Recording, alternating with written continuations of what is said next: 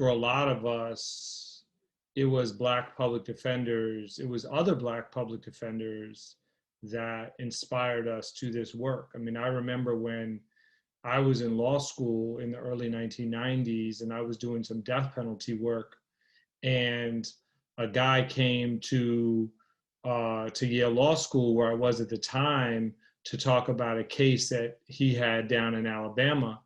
And he wasn't famous. I mean, he was kind of like maybe a little bit famous in our world, but he wasn't famous nationally the way he is now. His name was Brian Stevenson, and he was talking about, death penalty work, and as a public defender.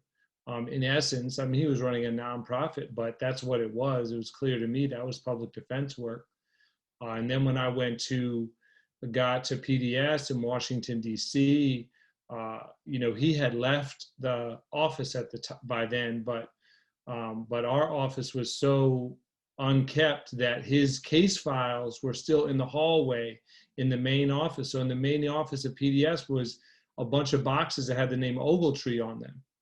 And Charles Ogletree, of course, had, by that point, he had been a trial lawyer at PDS. He had been in leadership at PDS. He was now a professor at Harvard.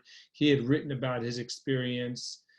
He talked about his work as a continuation of civil rights work and racial justice work. He framed it in that way.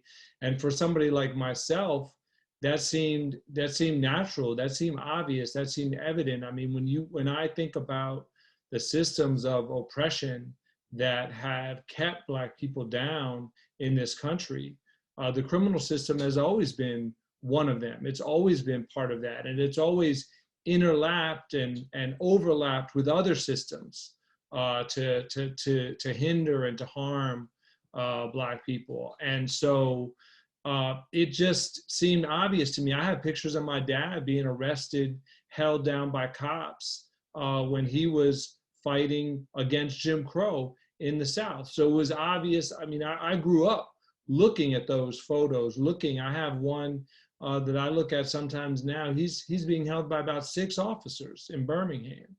And what was he fighting for? He was fighting for the right to vote.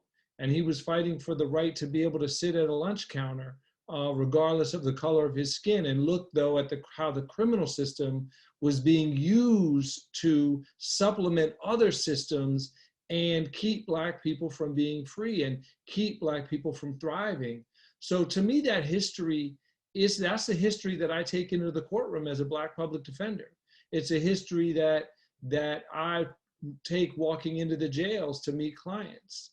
And so I think for a lot of Black public defenders, that history is just part of who we are. It carries us forward.